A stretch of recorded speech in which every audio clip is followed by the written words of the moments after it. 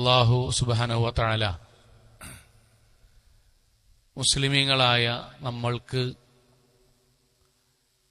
അവന്റെ ഏറ്റവും വലിയ അനുഗ്രഹമായി സമ്മാനമായി നൽകിയതാണ് സ്വർഗം എന്നുള്ളത്. നമ്മൾക്ക് വേണ്ടി അല്ലാഹു തയ്യാറാക്കി വെച്ച വാഗ്ദാനമാണ് സത്യത്തിൽ സ്വർഗം. പരിശുദ്ധ ഖുർആനിൽ സൂറത്ത് തൗബയുടെ 72-ാമത്തെ ആയത്തിൽ വഅദല്ലാഹു അൽ മുഅ്മിനീന വൽ മുഅ്മിനാത്ത് ജന്നാത്തിൻ തജ്രി മിൻ തഹ്തിഹൽ അൻഹാറു ഖാലിദീന ഫീഹാ, സത്യവിശ്വാസികളായ പുരുഷനും സ്ത്രീക്കുമൊക്കെ അള്ളാഹുവിന്റെ ഒരു കരാറാണ്, പടച്ചോന്റെ വാഗ്ദാനമാണ്. മനോഹരമായ സ്വർഗലോകം അവർക്ക് അള്ളാഹു സമ്മാനമായി നൽകുമെന്നത്. സഹോദരങ്ങളെ, ആ സ്വർഗലോകത്ത് നിന്ന് എന്തുകൊണ്ടായിരിക്കാം നമ്മുടെ ജീവിതത്തിൽ പലരും നരകത്തിലേക്ക് എത്തിപ്പെടുന്നതിന്റെ കാരണം എന്താണ്? അള്ളാഹു നമ്മൾക്ക് ഒരുക്കി വെച്ചത് സ്വർഗമാണ്. അതിൽ നിന്ന് നരകത്തിലേക്ക് ഒരാൾ എത്തിപ്പെടണമെങ്കിൽ അയാളിൽ എന്താണ് സംഭവിക്കുന്നത്? അതിന് പരിശുദ്ധ ഖുർആൻ പറയുന്ന മറുപടി, അയാളിൽ അള്ളാഹുവിന് ഇഷ്ടമില്ലാത്ത പ്രവർത്തനങ്ങൾ ധാരാളമായി സംഭവിക്കുന്നത് കൊണ്ടാണ് അള്ളാഹു അവർക്ക് കരാർ ചെയ്ത സ്വർഗം അയാൾക്ക് നഷ്ടമാകുന്നത് എന്നാണ്. ഒന്നുകൂടി പറയുന്നു, അള്ളാഹു നമ്മൾക്ക് നൽകാമെന്ന് പറഞ്ഞ വാഗ്ദാനമായ സ്വർഗം നമുക്ക് ഇൻഷാ അല്ലാഹ് കിട്ടും. പക്ഷെ അതിൽ നിന്ന് ഒരാൾ നരകത്തിലേക്ക് എത്തിപ്പെടുക പടച്ചോൻ നിഷിദ്ധമാക്കിയതും അള്ളാഹുവിന് ഇഷ്ടമില്ലാത്തതുമായ കാര്യങ്ങൾ ഒരാളുടെ ജീവിതത്തിൽ അധികമായി വരുമ്പോഴാണ്. അള്ളാഹുവിന്റെ വാക്ക് ബല, മൻ കസബ സയ്യിഅത്തൻ, ബല എന്ന് പറഞ്ഞാൽ അങ്ങനെയല്ല എന്നാണ്. നമ്മൾ വിചാരിക്കണ പോലെയല്ല കാര്യങ്ങൾ. മൻ കസബ സയ്യിഅത്തൻ, ഒരാൾ ജീവിതത്തിൽ ഒരുപാട് പടച്ചോൻ ഇഷ്ടമില്ലാത്ത തെറ്റുകൾ അയാളുടെ ജീവിതത്തിൽ കൊണ്ടുവരികയാണ്. വഅഹാത്തതു ബിഹി ഖതീഅത്തുഹു, അയാൾ തെറ്റുകൾ കൊണ്ട് വലയം ചെയ്യപ്പെട്ടവനായി ജീവിക്കാൻ തുടങ്ങി. ഫഉലൈക സഹാബുന്നാർ ഹും ഫീഹാ ഖാലിദൂൻ, അവരാണ് യഥാർത്ഥത്തിൽ നരകത്തിൽ നിത്യവാസികളായിട്ടുള്ള ആളുകൾ. ആരാണ് സഹോദരങ്ങളെ? അള്ളാഹു നിരോധിച്ച കാര്യങ്ങൾ ജീവിതത്തിൽ ആവർത്തിച്ചാവർത്തിച്ച് ചെയ്ത് തിന്മയുടെ ബാണ്ഡം അധികമായി നാളെ പരലോകത്ത് കുറ്റവാളികളായി നിൽക്കുന്നവർ. അതുകൊണ്ടാണ് അള്ളാഹു ഒരുക്കി വെച്ച സ്വർഗം പലർക്കും നഷ്ടപ്പെട്ടു പോകുന്നത്. ഇവിടെ നമ്മൾ ഇന്ന് സംസാരിക്കുന്നത് എങ്ങനെയാണ് നമ്മുടെ ജീവിതത്തിൽ അനിയന്ത്രിതമായി നമ്മുടെ ജീവിതത്തിലേക്ക് തെറ്റുകൾ ഏതൊക്കെ വഴിയിലാണ് കടന്നു വരുന്നത് എന്നതിനെ കുറിച്ചാണ് നമ്മൾ ഇന്ന് സംസാരിക്കുന്നത്. എന്തുകൊണ്ടാണ്? ഇപ്പൊ രാവിലെ ഒരാൾ നടക്കുന്നത് എന്തുകൊണ്ടാണ്? രോഗം വരാതിരിക്കാനുള്ള മുൻകരുതലുകളാണ്. ഒരാൾ ജിമ്മിൽ പോകുന്നത് എന്തിനു വേണ്ടിയിട്ടാണ്? അയാൾ രോഗം വരാതിരിക്കാനുള്ള മുൻകരുതലിന് വേണ്ടിയാണ്. എങ്കിൽ നമ്മുടെ ജീവിതത്തിൽ തെറ്റുകൾ ആവർത്തിച്ച് സംഭവിക്കുന്നതാണ് സ്വർഗം നഷ്ടപ്പെടുന്നതിന് കാരണം എങ്കിൽ, നരകത്തിൽ പ്രവേശിക്കുന്നതിന് കാരണമെങ്കിൽ, ആ തെറ്റുകൾ വരുന്ന വഴികളെ കുറിച്ച് നമ്മൾ അറിഞ്ഞിരിക്കുകയും അതിൽ നിന്ന് നമ്മൾ മോചിതമാവുകയും ചെയ്യുക എന്നതാണ് ഇന്നത്തെ സംസാരം കൊണ്ട് ഉദ്ദേശിക്കുന്നത്. പ്രധാനമായും 4 വഴിയിലൂടെയാണ് എന്റെയും നിങ്ങളുടെയും ജീവിതത്തിൽ തെറ്റുകൾ സംഭവിക്കുന്നത്. ഒന്നാമത്തേത് അറിവില്ലായ്മ കൊണ്ടാണ്. അറിവില്ലായ്മ കൊണ്ട്. എന്താണ് അങ്ങനെ പറയാനുള്ള കാരണം? പ്രവാചകൻ സല്ലല്ലാഹു അലൈഹി വസല്ലം സ്ഥിരമായി പ്രാർത്ഥിക്കുകയും നമ്മളോട് പ്രാർത്ഥിക്കാൻ വേണ്ടി പറയുകയും ചെയ്തൊരു ദുആയുണ്ട്. ആ ദുആയിൽ ഇങ്ങനെയുണ്ട്, അല്ലാഹുമ്മ ഇന്നി അസ്അലുക ഇൽമൻ നാഫിഅ, അല്ലാഹുവേ ഉപകാരപ്രദമായ അറിവ് നീ ഞങ്ങൾക്ക് നൽകണമേ. എന്താണ് പറഞ്ഞതിന്റെ അർത്ഥം എന്നറിയോ? നമ്മൾക്ക് ദീനിനെ കുറിച്ച് അറിവുണ്ടെങ്കിലേ തെറ്റ് സംഭവിക്കാതിരിക്കുകയുള്ളൂ. നമ്മൾക്ക് അറിവില്ലെങ്കിൽ നമ്മൾ അറിഞ്ഞും അറിയാതെയും ജീവിതത്തിൽ ധാരാളം തെറ്റുകൾ സംഭവിക്കും. അപ്പൊ നമുക്കൊക്കെ പരിചയമല്ലേ, നമ്മുടെ എത്രയോ നാടുകളിൽ നിഷ്കളങ്കരായ നിസ്വാർത്ഥരായ എത്രയോ മുതിർന്നവരും ചെറുപ്പക്കാരുമായ ദീനിയായ ആൾക്കാർ 5 വക്തിന് അവർ പള്ളിയിലുണ്ടാവും. ജുമാക്കൊക്കെ നേരത്തെ 11:30 വരും, സൂറത്ത് കഹ്ഫ് ഓതും. രാത്രി കുറച്ച് നേരത്തെ അവർ എഴുന്നേൽക്കും, രാത്രി നിസ്കാരം നിർവഹിക്കും. ഒരു പേജോ അല്ലെങ്കിൽ 2 പേജൊക്കെ അവർ ഖുർആൻ ഓതും. എല്ലാ ദീനിയായ കാര്യത്തിലും അവരുണ്ടാകും. എന്നാൽ അതേ ആൾക്കാർ സഹോദരങ്ങളെ ശിർക്കിന്റെ പ്രാർത്ഥനാവേളയിൽ അവർ കൈയുയർത്തുന്നതായിട്ട് കാണാം. അല്ലെങ്കിൽ ഏതെങ്കിലും ഖബറുകൾ കെട്ടിപ്പൊന്തേച്ചിടത്തേക്ക് നാട്ടിൽ നിന്ന് പോകുന്ന ടൂറിസ്റ്റ് ബസ്സിലും അവരും പ്രാർത്ഥനാ നിർഭരരായി അവരും പോകുന്നതായിട്ട് കാണാം. അള്ളാഹു അല്ലാത്തവരെ പ്രാർത്ഥിക്കുന്ന സദസ്സുകളിൽ പ്രാർത്ഥനയോടുകൂടി അവർ ആമീൻ ചൊല്ലുന്നതായിട്ട് കാണാം. സോ എന്തൊരു സങ്കടകരമായ കാഴ്ചയാണ്. എന്തുകൊണ്ടാണ് ഇത് സംഭവിക്കുന്നത്? നിസ്കാരം, നോമ്പ്, ഇബാദത്തുകൾ ഇത് പഠിക്കുന്നതിനേക്കാൾ എത്രയോ ലോകത്ത് നിസ്സാരമാണ് പടച്ചോനല്ലാത്ത ഒരാളോടും വിളിച്ചു പ്രാർത്ഥിക്കരുത് എന്ന അടിസ്ഥാനമായ ദീൻ. സോ വളരെ ലളിതമാണ്. അള്ളാഹുവിന്റെ പ്രവാചകൻ പറഞ്ഞതുപോലെ ഖുൽ ഇന്നമാ ദുഉ റബ്ബി വലാ ഉശ്രികു ബിഹി അഹദ, ഞാൻ അള്ളാഹിനോട് മാത്രമേ തേടുള്ളൂ, ഒരാളിലും ഞാൻ ശിർക്ക് വെക്കുകയില്ല എന്ന ഒരൊറ്റ ആയത്ത് മതി. പടച്ചോനോട് മാത്രമേ ദുആ പാടുള്ളൂ എന്ന് മനസ്സിലാക്കാൻ. ലൈസ ലഹും മിൻ ദൂനിഹി വലിയുൻ വലാ ശഫീഅ, പടച്ചോനല്ലാത്ത ഒരാളെയും നിങ്ങൾ വലിയോ ഷഫീയോ ആക്കരുത്, നിങ്ങൾക്കില്ല എന്ന ഖുർആനിന്റെ ആയത്ത് ഒരു വട്ടം കേട്ടാ മതി ജീവിതത്തിൽ ശിർക്ക് ചെയ്യാതെക്കാൻ. പക്ഷെ നിസ്കരിക്കുന്ന, നോമ്പ് നോൽക്കുന്ന, ആരാധനകൾ ചെയ്യുന്ന എത്രയോ നല്ല മനുഷ്യരുണ്ട്. പക്ഷെ അവർ ലോകത്തെ ഏറ്റവും വലിയ കൊടിയ പാപം ചെയ്ത് ജീവിക്കാനുള്ള കാരണം എന്താ അറിയോ? അറിയൂല. അത് നാട്ടിൽ വിവരമില്ലാത്തോണ്ടല്ല, കേൾക്കാനോ പഠിക്കാനോ ആ മേഖലയിൽ അവർ വരുന്നിട്ടില്ല. അതിന്റെ തിക്തഫലമോ ജീവിതത്തിൽ എത്ര ആരാധന ചെയ്താലും ലയഹ്ബത്തന്ന അമലുക എന്ന് പറയുന്നത് പോലെ ഒരൊറ്റ സൽക്കർമ്മങ്ങളും സ്വീകരിക്കാതെ നരകത്തിൽ നിത്യവാസിയാകുന്ന ഒരാളായി മാറും. എങ്ങനെ ആളായി മാറാൻ കാരണം എന്താ അറിയോ? അറിവില്ല. ഷിർക്കിനെ പറ്റി, തൗഹീദിനെ പറ്റി അറിവില്ലെങ്കിൽ അറിവില്ലാതെ നടക്കാൻ കഴിയില്ല. അറിവില്ലാത്തത് കൊണ്ട് ജീവിതത്തിൽ ഗുരുതരമായ തെറ്റ് സംഭവിക്കും. ആ തെറ്റ് വർദ്ധിക്കും, അത് നരകത്തിലേക്ക് എത്തിക്കും. ഇതാണ് ഒന്നാമത്തെ കാര്യം. നമ്മുടെ നാട്ടിൽ നിസ്കരിക്കുന്ന എത്രയോ ആൾക്കാരുണ്ടല്ലോ, സഹോദരിമാരും സഹോദരങ്ങളും. പക്ഷെ ഒരു കല്യാണം, സൽക്കാരം, ടൂറിനൊന്നും നിസ്കരിക്കൂല. എന്തേ? അപ്പൊ അവര് പറയുന്നത് നിഷ്കളങ്കമായിട്ട് പറയാം, ഞങ്ങൾ വീട്ടിലെത്തിയിട്ട് ഖലാ വീട്ടാണ്, ഒന്നിച്ച് നിസ്കരിക്കാൻ. നമ്മൾ മിമ്പർമെന്ന് പറഞ്ഞതാണ്, അവരൊന്നിച്ച് നിസ്കരിക്കാൻ. ഇസ്ലാമിൽ ഖലാ എന്ന് പറഞ്ഞാൽ എന്താണ്? ഒരാൾക്ക് ബോധക്ഷയം ഉണ്ടാകുക, അറിയാതെ നിസ്കാരം നഷ്ടപ്പെട്ടു പോകുക, അറിയാതെ അയാൾ ഉറങ്ങിപ്പോകുക. അങ്ങനെ സംഭവിച്ചാൽ എപ്പോഴാണോ ഓർമ്മ വരുന്നത്, എപ്പോഴാണോ അയാൾ ഉറക്കമുണരുന്നത്, എപ്പോഴാണോ ബോധത്തിൽ നിന്ന് ഉയരുന്നത്, ആ സമയത്ത് മറ്റൊന്നും പരിഗണിക്കാതെ നഷ്ടപ്പെട്ടു പോയ നിസ്കാരത്തെ വീണ്ടും നിസ്കരിക്കുന്നതിനാണ് ഇസ്ലാമിൽ ഖലാ എന്ന് പറയുന്നത്. പക്ഷെ നമ്മുടെ നാട്ടിൽ എത്രയോ സഹോദരിമാർ നിഷ്കളങ്കരാണ്. അവർ ജീവിതത്തിൽ ഒരു നിസ്കാരം നഷ്ടപ്പെടുത്തുന്നവരല്ല. പക്ഷെ ഒരു കല്യാണത്തിനും സൽക്കാരത്തിനും ഇങ്ങനെ നിസ്കാരം ഒഴിവാക്കും. ഖുർആന്റെ ആയത്തില്ലേ, ഫഖലഫ മിൻ ബഅദിഹിം ഖൽഫുൻ, പിന്നീട് ഒരു തലമുറ വരും. നമ്മളെ പറ്റി പറയാൻ അല്ലാഹുസ്സലാ, അവർ നിസ്കാരം നഷ്ടപ്പെടുത്തും. വത്തബഉ ശഹവാത്ത്, കല്യാണ സൽക്കാരം, തന്നിഷ്ടങ്ങൾ, ടൂർ, ഇതിന്റെ പേര് അവർ നിസ്കാരം നഷ്ടപ്പെടുത്തും. ഫസൗഫ യൽഖൂന ഗയ്യ, അവർ അങ്ങേറ്റം മോശപ്പെട്ട അവസ്ഥയ്ക്ക് എത്തും. പടച്ചോന്റെ ആയത്താണ്. ഇതുണ്ടായിട്ടും എന്തുകൊണ്ടാണ് നമ്മുടെ വീടുകളിൽ, നമ്മുടെ കൂട്ടുകാരിലും ഇങ്ങനെ സംഭവിക്കണത്? എന്തുകൊണ്ടറിയോ? അവരിതിനെപ്പറ്റി കേട്ടിട്ടില്ല, അറിവില്ല. അറിവില്ല എന്നുള്ളത് കൊണ്ട് എന്താ സംഭവിക്കണറിയോ? പരലോകത്ത് കാഫിറായി നിൽക്കേണ്ടി വരും. മനസ്സിൽ നിസ്കരിക്കണവനാണ്, പരലോകത്ത് കാഫിറാണ്. കാരണം അറിവ് നഷ്ടപ്പെട്ടാൽ, പഠിക്കാൻ നമ്മൾ തയ്യാറാകാതെന്നാൽ, ദീന് നമ്മൾ കേൾക്കാൻ തയ്യാറാകാതിരുന്നാൽ, ചിന്തിക്കാൻ തയ്യാറാകാതിരുന്നാൽ തെറ്റുകളുടെ കൂമ്പാരം ജീവിതത്തിൽ സംഭവിക്കും. വിശദമായി പിന്നീട് പറയാൻ എന്തറിയോ? പഠിക്കുന്നതുമായി ബന്ധപ്പെട്ട തൗഹീദിന്റെ ആൾക്കാരെ മനസ്സിലുള്ള ഒരു സാധനം ഉണ്ട്, ശൈത്താൻ ഉണ്ടാക്കി. അതിന് മാത്രം ദീനിൽ പഠിക്കാനില്ല. ഇൻഷാ അല്ലാഹ് നമുക്ക് പറയാം അതിന് മാത്രം പഠിക്കാനുണ്ടോ. ദീനിലെ ശൈത്താൻ ഫസ്റ്റ് ഉണ്ടാക്കിയ കാര്യം എന്തറിയോ? എന്താ അതിന് മാത്രമല്ലൊക്കെ പഠിക്കാനുള്ളത്? ഈ നാട്ടിൽ നമുക്ക് തൗഹീദ് പഠിച്ചതുകൊണ്ടാണ് നമ്മൾ ശിർക്ക് ചെയ്യാത്തത്. നമുക്ക് ജമ്മും കസറും പഠിച്ചതുകൊണ്ടാണ് നമുക്ക് തെറ്റ് വരാത്തത്. ഖലാ എന്താന്ന് പഠിച്ചതുകൊണ്ടാണ്, അറിഞ്ഞതുകൊണ്ടാണ് നമുക്ക് തെറ്റ് വരാത്തത്.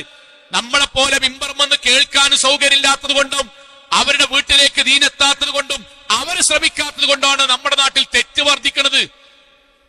അതുകൊണ്ടാണ് പരിശുദ്ധ ഖുർആന്റെ ചോദ്യം, ഹൽ യസ്തവില്ലദീന യഅലമൂന വല്ലദീന ലാ യഅലമൂൻ, അറിവുള്ളവനും അറിവില്ലാത്തവരും സമാകുമോ? ആദ്യം വേണ്ട അറിയോ? ദീനിനെ കുറിച്ച് അറിഞ്ഞിട്ടില്ലെങ്കിൽ തെറ്റുകൾ ധാരാളം ജീവിതത്തിൽ വരും. അത് പരലോകത്തിനെ ചിലപ്പോൾ നമുക്ക് മനസ്സിലാവുള്ളൂ. എത്രയോ നമുക്കറിയാം. ഇപ്പൊ ഖുത്ബ കഴിഞ്ഞിട്ട് ഒരു തവണ സാമ്പത്തികമായ മര്യാദകളെ പറ്റി പറഞ്ഞെടുത്ത്, നമ്മൾ ഷെയർ മാർക്കറ്റിൽ കൂടുമ്പോൾ ചില കാര്യങ്ങൾ നമ്മൾ ശ്രദ്ധിക്കണം. തുടർച്ചയായി എല്ലാ മാസവും കൃത്യമായ ലാഭം എന്നത് ഇസ്ലാമിൽ പലിശയാണ് എന്ന ഭാഗം പറഞ്ഞു. പിറ്റത്തെ വെള്ളിയാഴ്ചന് മുന്നിൽ എത്രയോ ആളുകൾ വന്നിട്ട് ഫോണുകളിൽ നേർക്ക് നേരെ വന്നിട്ട് പറഞ്ഞു, മൗലവി ഇൻവെസ്റ്റ്മെന്റ് ചെയ്ത പലതും നേർക്ക് നേരെ എല്ലാ മാസവും ഇത്ര റുപ്യ എന്നതായിരുന്നു. ഞങ്ങൾ ആദ്യമായിട്ടാണ് കേൾക്കുന്നത്. ഇത് ഇസ്ലാമികമായി പലിശയുമായി ബന്ധപ്പെട്ടതാണ്. ഞങ്ങൾ അത് പിൻവലിക്കാനുള്ള നടപടിക്രമങ്ങൾ നടത്തുന്നു. അതുവരെ എന്തായിരുന്നു? അറിയില്ലായിരുന്നു. അങ്ങനെ ഒരു ഖുതുബയോ ക്ലാസോ കേൾക്കാത്തവന്റെ ജീവിതത്തിലോ ഇന്നും അതുണ്ടാകും. പലിശയുടെ ഓഹരി പരലോകത്ത് വരും. സ്വന്തം ഉമ്മയെ വ്യഭിചരിച്ച കുറ്റവുമായി പരലോകത്ത് വരേണ്ടി വരും.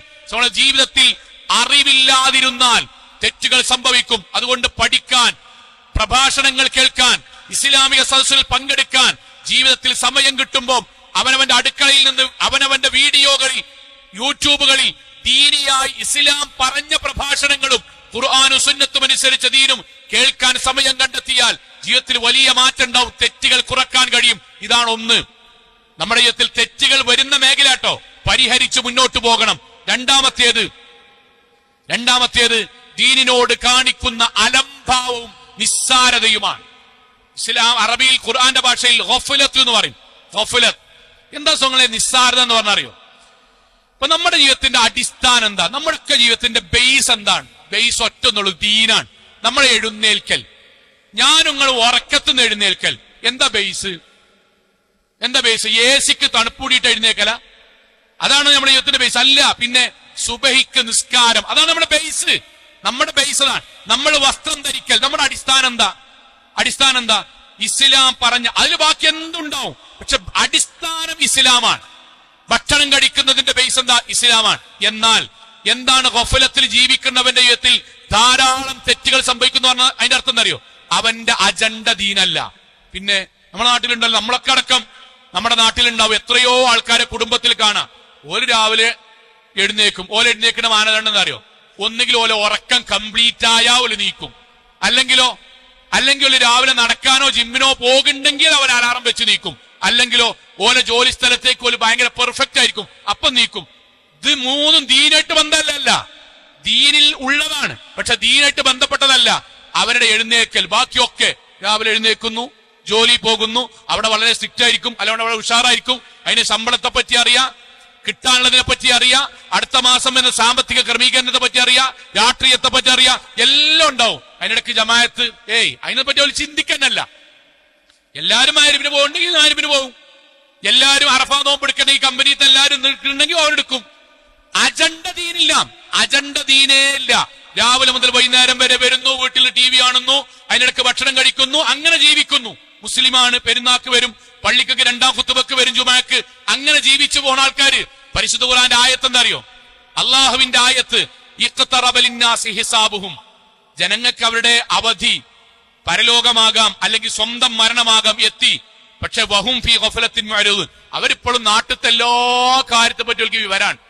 ആരൊക്കെ അവിടെ ചതി, ആരൊക്കെ അവിടെ വഞ്ചന ഒക്കെ പറ്റി. ദീനായിട്ട് ഒരു ബന്ധോൽക്ക് ഉണ്ടാവില്ല. പള്ളി ക്ലാസ് കേൾക്കുക, ഒന്നുമില്ല, ഒരു സംഗതി അവർക്ക് ഉണ്ടാവില്ല. അങ്ങനെ ജീവിക്കുക. കുട്ടികളെ പഠിപ്പിക്കണം, എന്താക്കണം, ഡോക്ടറാക്കണം. മദ്രസ എവിടെയെങ്കിലും ആയാൽ മതി. ഡോക്ടറാക്കണം, എഞ്ചിനീയർ ആക്കണം, അതിന് കാഴ്ചപ്പാടുണ്ട്. ദീനിനെ പറ്റി അതെവിടെയെങ്കിലും മദ്രസയാക്കിയാൽ മതി. അവനവന്റെ ജീവിതത്തിൽ ദീനായിട്ട് ഒരു ബന്ധവും ഇല്ലാതെ ജീവിക്കുന്ന ആൾക്കാര് നമ്മൾ ഓരോ ദിവസവും തിന്മകളുടെ കൂമ്പാരായിരിക്കും പരലോകത്തേക്ക് വരിക. തിന്മകളുടെ കൂമ്പാരം. സഹോദരിമാരിലുണ്ടല്ലോ ജോലിക്ക് പോണ എത്രയോ ആൾക്കാർ, എല്ലാവരല്ല പറഞ്ഞത്, വളരെ കുറച്ചാണെങ്കിലും രാവിലെ എഴുന്നേക്കുന്നു. എന്താ അജണ്ട അറിയോ? ഒരുങ്ങി മാറ്റി പോകുക. അജണ്ട എന്താ അറിയോ? ഇന്നലത്തെ അതേ കളർ ആകരുത് ഡ്രസ്സ്, ബാക്കിയൊന്നും അജണ്ടല്ല.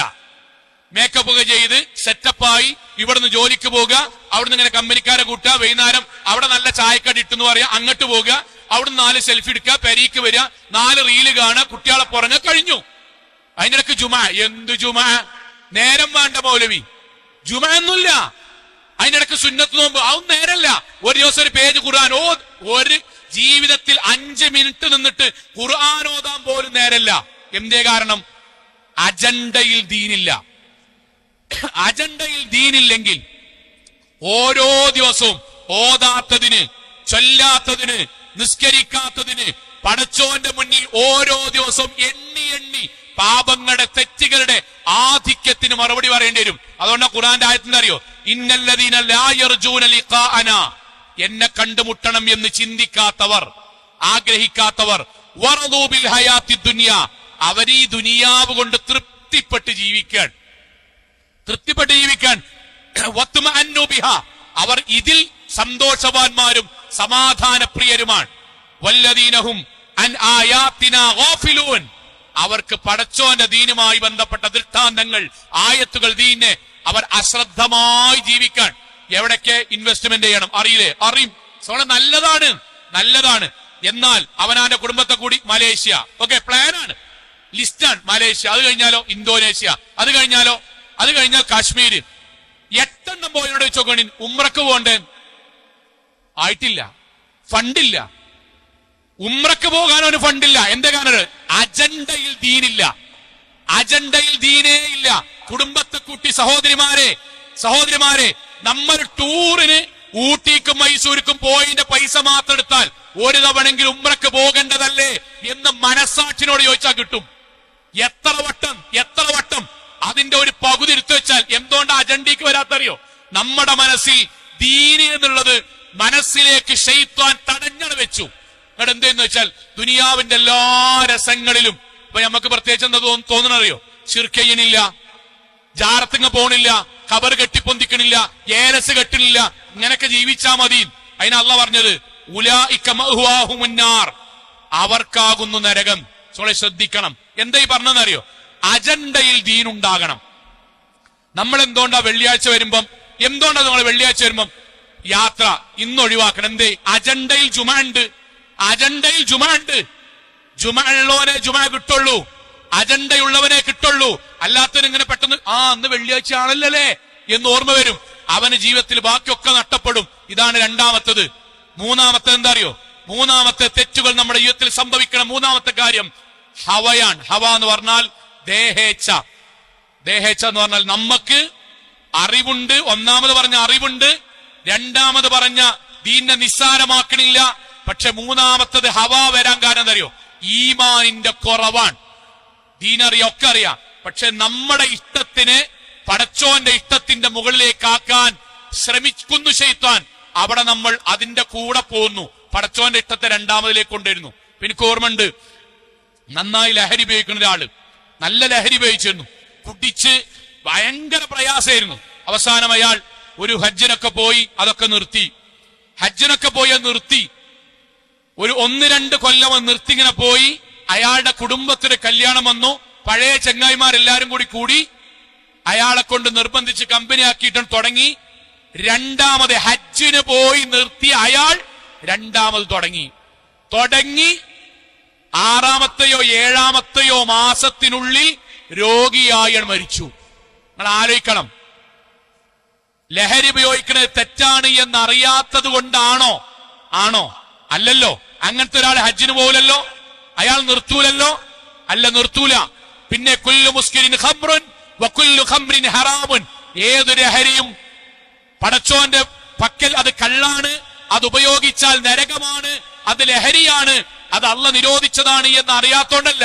പിന്നെ അതിനെ മറികടക്കാനുള്ള ഈമാൻ കൈമോശം വന്നുപോയി. അതാണ് യുവാക്കൾക്കൊക്കെ സംഭവിക്കുന്നത്. ദീനറിയാത്തോണ്ടല്ല. പിന്നെ അശ്ലീലത കാണാതെക്കാൻ കഴിയണില്ല. ഞാൻ ലാപ്ടോപ്പ് തുറക്കുമ്പം, ഫോൺ തുറക്കുമ്പം, വാതിൽ കുറ്റിടുമ്പം വഹുവ മഴക്കും അള്ളന്റെ കൂടെണ്ട്. യഅലമു ഖായിനത്തുൽ അയ്ൻ വമാ തുഖ്ഫി സുദൂർ, എന്റെ കണ്ണിന്റെ കട്ടുനോട്ടവും എന്റെ മനസ്സിൽ ഒളിപ്പിച്ചു വെച്ചതും അള്ളാഹ് കാണുന്നുണ്ട് എന്നറിയാത്തോണ്ടല്ല. പിന്നെ ഈ തോന്നിയാസം കാണാതിരിക്കാനുള്ള ഈമാൻ നേടിയെടുക്കുന്നിടത്ത് പരാജയപ്പെട്ടു. അവിടെ ഹവ എന്ന് പറഞ്ഞാൽ അവനാന്റെ ഇഷ്ടത്തെ പടച്ചോന്റെ ഇഷ്ടത്തിന്റെ മുകളിലേക്കാണ് ആക്കി. നമ്മൾ ശ്രദ്ധിക്കണം. ഞാൻ പ്രാർത്ഥിച്ച് ഈമാൻ നേടിയെടുത്ത് പരിഹരിക്കേണ്ട മേഖലയിൽ പറയണേ. പരിശുദ്ധ ഖുർആന്റെ ആയത്ത് നമ്മളോട് നേർക്കുനേരെ പറയണേ, സലാത്തുൻ മുഹ്ലികാത്തുൻ, 3 കാര്യങ്ങൾ ജീവിതത്തിൽ ഉണ്ടായാൽ ഓന് നാശം ഉണ്ടാകും. അതിൽ ഒന്നാമത്തെ പറഞ്ഞെന്താ അറിയോ? വഹവൻ മുത്തബ, അവനാന്റെ ജീവിതത്തിൽ പടച്ചോൻ പറഞ്ഞ ദീനിന്റെ മുകളിൽ അവനാന്റെ ഇഷ്ടത്തെ കൊണ്ടുവരിക. ഞാൻ ആവർത്തിക്കുന്നു, ഈ ഖുത്ബ കേൾക്കുന്ന വലിയ സഹോദരിമാരുമാരുണ്ടല്ലോ, സഹോദരിമാരെ, നമ്മുടെ വീട്ടിൽ നിന്ന് ഇറങ്ങുന്ന ഒരു പെൺകുട്ടിയോട് നിങ്ങൾ ചോദിച്ചു നോക്കോണ്ടി, ഇസ്ലാമിന്റെ വേഷവിധാനം എന്തുകൊണ്ടാണ് അവൾ ധരിക്കാത്തത്? ആയത്തറിയാത്തോണ്ടാണോ? ഹദീത്ത് അറിയാത്തോണ്ടോ? അല്ല. പിന്നെ എനിക്ക് അതിനോടൊരു ഇഷ്ടം തോന്നുന്നില്ല, ബാക്കിയൊന്നുമില്ല. അതിന്റെ പേരാണ് ഹവാ. പടച്ചോനെക്കാളും അവനാന്റെ ഇഷ്ടത്തെ മുകളിലേക്ക് കൊണ്ടുവരിക, എന്നിട്ട് ജീവിക്കുക, എന്നിട്ട് സ്വർഗം ഉണ്ടാകുന്നു. സ്വയം ശൈത്വാനിയത്ത് മനസ്സിൽ വിചാരിക്കുക. പടച്ചോന്റെ പക്കലേക്ക് പോകുമോ സഹോദരങ്ങളെ? ഈ കണ്ടതും ഈ കേട്ടതും ഈ അനുഭവിച്ചതും ഈ ചെയ്തതിനും പടച്ചോന്റെ മുന്നിൽ ഹറാമ് ചെയ്തതിന്റെ കുറ്റനുണ്ടാവും. ലോട്ടറി ടിക്കറ്റ് കീശയിലിട്ടിട്ടോ അതിന്റെ ഏതെങ്കിലും ഒരു റെസിപ്റ്റ് ഫോണിൽ ഇപ്പോഴും ഉണ്ടായിട്ടോ ജുമാക്ക് പള്ളിക്ക് വരുന്ന ആൾക്കാരില്ലേ, അവർക്ക് അറിയാത്തോണ്ടാണ് സോങ്ങളെ ഇന്നമൽ ഖംറു വൽ മൈസർ, ലഹരിയെപ്പോലെ ലോട്ടറിയും ചൂതാട്ടവും റിജ്സും മിൻ അമലി ശൈത്വാൻ, ശൈത്വാനിയത്തിന്റെ ഭാഗമാണെന്ന് അറിയാത്തോണ്ടല്ല. പിന്നെ പത്രത്തിലും സോഷ്യൽ മീഡിയയിലും 100 കോടി 50 കോടി 80 കോടി എന്ന് പറയുമ്പോൾ കയ്യമ്മക്കുലും കാലുമക്കുലും തരിപ്പ് ഇങ്ങനെ വരും. അപ്പൊ ആയത്തീസു സൈഡാക്കും. എന്നിട്ട് ഇങ്ങനെ സ്വന്തമായിട്ട് അതിപ്പോ സാരല്ല, ബാക്കിയില്ലൊന്നുമില്ലല്ലോ, ഞാൻ തോന്നിയാസം ചെയ്യണില്ലല്ലോ, നിസ്കാരം ഒഴിവാക്കണില്ലല്ലോ, നോമ്പ് നോക്കണ്ടല്ലോ, എന്നിട്ട് ഈ ഹറാം അങ്ങനെ ചെയ്യും. സഹോദരങ്ങളെ, ഖുർആനിന്റെ ആയത്തിനെതിരായി എത്ര കൊല്ലം ജീവിച്ചതിന്റെ കുറ്റുണ്ടാവും. ഇത് മാറ്റാൻ ഏറ്റവും പ്രധാനമായ വഴികളാണ്. ഒന്ന്, അറിവില്ലായ്മ നമ്മളെ നരകത്തേക്ക് എത്തിക്കും, പാപങ്ങൾ വർദ്ധിപ്പിക്കും. രണ്ടാമത്തേത്, അശ്രദ്ധയുള്ള ജീവിതം തെറ്റുകൾ വർദ്ധിപ്പിക്കും, നരകത്തിലേക്ക് എത്തിക്കും. മൂന്നാമത്തത്, ഹവാ, ദേഹേച്ഛകൾ ദീനിന്റെ മുകളിലായി നാട്ടുകാരുടെയും സ്വന്തത്തെയും ഇഷ്ടത്തെ നമ്മൾ മുന്നിലേക്ക് കൊണ്ടുവരിക. ഇത് പാപങ്ങൾ വർദ്ധിക്കും, നരകത്തിലേക്ക് എത്തിക്കും. അള്ളാഹു കാത്തുരക്ഷിക്കുമാറാകട്ടെ. നാലാമത്തേത് കുഫറാണ്. നമ്മുടെ ജീവിതത്തിൽ തെറ്റുകൾ ധാരാളമായി വന്ന് നമ്മളെ നരകത്തിലേക്ക് എത്തിക്കുന്ന നാലാമത്തെ തെറ്റ് കുഫറാണ്. കുഫർ എന്ന് പറഞ്ഞാൽ ഒറ്റ വാചകത്തിൽ പറയാം, മുസ്ലിമാണ്.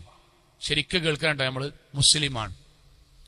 പക്ഷേ അള്ളാഹുവിനോടും അള്ളാഹുവിന്റെ മുഴുവൻ നിയമത്തോടും പ്രവാചകന്റെ മുഴുവൻ കൽപ്പനയോടും ഖുർആനിന്റെ മുഴുവൻ ആയത്തിനോടും അവർക്ക് യോജിപ്പുണ്ടാവില്ല. ഈ അള്ളാഹിനെക്കാളും റസൂലുള്ളാഹിനെക്കാളും ഖുർആനെക്കാളും സഹാബാക്കളെക്കാളും വലിയ വർത്താനാണ് അങ്ങാടിയിൽ ഇങ്ങനെ എന്നാണ്ട് പറയാം. അതാണ് കുഫർ. നേർക്ക് നേരെയുള്ള ദൈവനിഷേധമല്ലട്ടോ പറയണത്, ഇസ്ലാമിൽ നിന്നിട്ടുള്ള കുഫറാണ്. ഇസ്ലാമിൽ നിന്നിട്ടുള്ള കുഫറാണ്. ഇപ്പൊ നമ്മുടെ നാട്ടില് ജുമാക്ക് ഒരാൾ നേരത്തെ ഇങ്ങനെ വന്ന് പള്ളിക്കിരുന്ന് അയാളിങ്ങനെ പള്ളിക്കൊക്കെ വരുമ്പം അത്ര ആൾക്കാർ അങ്ങാടിയിൽ നിന്നാണ്ട് ഒട്ടകത്തിന്റെ അർത്ഥ കൂലിട്ടാൻ വേണ്ടി പോകുകയിക്കാരം. അപ്പൊ എന്തേ നബി പറഞ്ഞത് മൂപ്പർക്ക് മനസ്സിലായിട്ടില്ല. മൂപ്പര് അങ്ങാടിയിൽ നിന്നാണ്ട് മൂപ്പരൊപ്പം ചിരിക്കാൻ 4 ആൾക്കാരുണ്ടാവും, നിന്നിങ്ങനെ കളിയാക്കുക. ഒട്ടകത്തർത്ത് രണ്ടാമത്തവന് പശുവിനർത്ഥ കൂലിയക്കാരം. ചെന്നൂട് അപ്പൊ നിങ്ങൾ അവനോടൊന്ന് സംസാരിക്കാൻ വേണ്ടി ചെന്നോക്കൊണ്ടി. നമ്മള് നബി പറഞ്ഞ് നോക്കിയാ ഇന്നങ്ങോട്ട് പഠിപ്പിക്കാൻ നിൽക്കണ്ട, ഇന്റെ മനസ്സിൽ അള്ളുണ്ട്, ഞാൻ പഠിച്ച റസൂലുണ്ട്, അതിന്റെ അപ്പുറത്തേക്ക് നിന്നെ പഠിപ്പിക്കാൻ നിൽക്കണ്ട. ഏതാ ഈ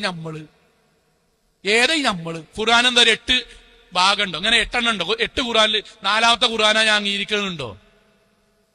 നബിന്റെ വാക്കിൽ ഒരു വിഷയത്തിൽ ജുമാക്ക് പള്ളിക്ക് വരുന്നതിൽ കൂലി പറഞ്ഞ 4-5 ഘടകമുണ്ടോ? അള്ളയും റസൂലൊക്കെ ഒന്നല്ലേ ഉള്ളൂ. ആ അള്ള പറഞ്ഞ ആയത്ത് നമ്മക്ക് മനസ്സിലാകാത്തിന് നമ്മളമ്മ അങ്ങാടിയിൽ നിന്നുണ്ട് അതൊക്കെ എന്ത്? അങ്ങനെ പലതും പറയും, അങ്ങനെ പലതും കേട്ടിക്കണ്. അതൊന്നും എനിക്ക് ഉൾക്കൊള്ളാൻ കഴിയില്ല. ഞാൻ എനിക്ക് ഉൾക്കൊള്ളാൻ പറ്റണേ, എനിക്ക് ഉൾക്കൊള്ളാൻ പറ്റുക എന്നാണ് അള്ളയും റസൂലും ആയത്തും ഹദീസും നമ്മളെ ബുദ്ധിക്ക് ഇങ്ങോട്ട് വരികയെ. ഇതിനാണ് കുഫർ എന്ന് പറയാ. ഇതിനാണ് ഈ അടുത്തൊരു ടിവിയുടെ ചർച്ചയിൽ ഒരു പെൺകുട്ടി പറഞ്ഞ, നാട്ടിൽ വളരെ സോഷ്യൽ മീഡിയയിൽ വളരെ ചർച്ച ഉണ്ടായി. ആ പെൺകുട്ടി പറഞ്ഞ വാചകത്തിനാണ്, മുസ്ലിം പെൺകുട്ടിയാണ്. മുസ്ലിം പെൺകുട്ടികൾക്ക് ഹിജാബ് ധരിക്കാൻ വേണ്ടി പറഞ്ഞത് മുസ്ലിം പെൺകുട്ടികളെ അടിച്ചമർത്തുന്നതായിട്ടാണ് എനിക്ക് തോന്നുന്നത്. എനിക്ക് തോന്നുക എന്ന് പറഞ്ഞാൽ എങ്ങനെ ദീനുമായിട്ട് ബന്ധം ഉണ്ടാകുക? എനിക്ക് തോന്നുക എന്നുള്ളത് എങ്ങനെ ദീനുമായിട്ട് ബന്ധം ഉണ്ടാകുക? ഞാനതിൽ ആലോചിക്കേണ്ടതാണ്, ലോകത്ത് ദീനിയായി ജീവിക്കുന്ന കോടിക്കണക്കിന് മനുഷ്യർക്ക് തോന്നാത്തത് എനിക്ക് തോന്നുകയാണെങ്കിൽ എനിക്കാണ് പ്രശ്നം. ഇതാണ് സംസാരത്തിൽ പലരുടെയും വരുന്നുണ്ട്. അതുകൊണ്ടാ ഖുർആന്റെ ആയത്ത് ഇന്നല്ലദീന അജ്റമു, ദീനിൽ നിന്നിട്ടേ തോന്നിയാസിയായി ജീവിക്കുന്ന ആൾക്കാരുടെ ഒന്നാമത്തെ പ്രത്യേകത കാനൂ മിനല്ലദീന ആമനു യദ്ഹഖൂൻ, വിശ്വസിക്കുന്ന, പള്ളി പോകുന്ന, നിസ്കരിക്കുന്ന, ഇസ്ലാമിക വേഷം ധരിക്കുന്ന, ഹിജാബ് ധരിക്കുന്ന ആൾക്കാരവർ കളിയാക്കി ചിരിക്കും, പുച്ഛിക്കും. ഇതാണ് ഒന്നാമത്തെ അടയാളം. വേച്ച് ഇങ്ങനെ സാധുക്കളെ നമ്മൾ വല്യാപ്പര പള്ളിക്ക് പോകുമ്പോഴേ അങ്ങനെ എന്താണ്ട് മൂപ്പർക്കൊക്കെ അതിന്റെ ഒക്കെ വല്ല കേടുണ്ടോ? ഇതാ പറയാ, ഇതാണ് ഒന്നാമത്തെ കിബറിന്റെ അടയാളം. നമ്മുടെ നാട്ടിൽ ഇസ്ലാമിക വേഷം ധരിച്ച ഒരു ഉമ്മ പള്ളിക്കൊക്കെ വന്നാൽ, ഒരു പെൺകുട്ടി വന്നാൽ, കുറെ മറക്കാഞ്ഞിട്ട, കുറെ ചുറ്റിപ്പൊതിയാഞ്ഞിട്ട ഈ വാക്കുണ്ടല്ലോ, ഈ വാക്കൊക്കെ പരലോകത്തല്ല നിർത്തി വ്യക്തിപരമായി ചോദിക്കുക. ആ പറഞ്ഞത് എന്തടിസ്ഥാനത്തിലാണ് ആ പറഞ്ഞത്? ഇങ്ങനെ വാചകം ദയവേത് പറയല്ലേ. നമുക്ക് ചിലതിന് അറിവില്ലെങ്കിൽ നമ്മൾ പഠിക്കുക എന്നല്ലാതെ ദീനിൽ നിന്നിട്ട് അള്ളാന്റെ ദീനിനെയും പ്രവാചകൻ പഠിപ്പിച്ച പുണ്യകർമ്മങ്ങളെയും നമ്മൾ നിസ്സാരമാക്കുന്ന ഒരു പ്രവണത വന്നാൽ കുഫറാണ് എന്ന് മനസ്സിലാക്കുക. കുഫറിന്റെ വഴിയിലൂടെയാണ് പോയിക്കൊണ്ടിരിക്കുന്നതെന്ന് മനസ്സിലാക്കുക.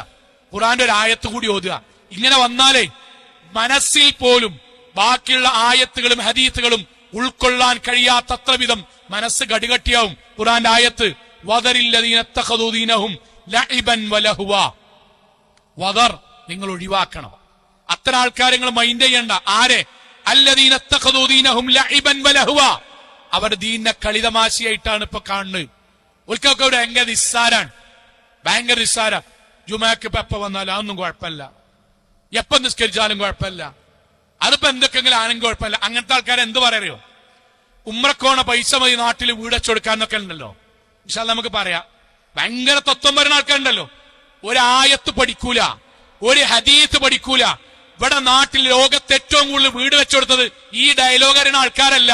അല്ല, 5 വക്ത് പള്ളിക്കൊക്കെ വന്ന് ഉംറ നിർവഹിച്ച് ഹജ്ജ് ചെയ്യണവരാണ് ലോകത്ത് ഏറ്റവും കൂടുതൽ വീടെക്കുന്നതും ലോകത്ത് ഏറ്റവും കൂടുതൽ പട്ടിണി പാവങ്ങൾക്ക് ഭക്ഷണം അയക്കണതും. ഈ വർത്താനം പറയണം, വീട്ടിൽ പോയിട്ട് അങ്ങാടി പോയിട്ട് വർത്താനേ പറയണുള്ളൂ.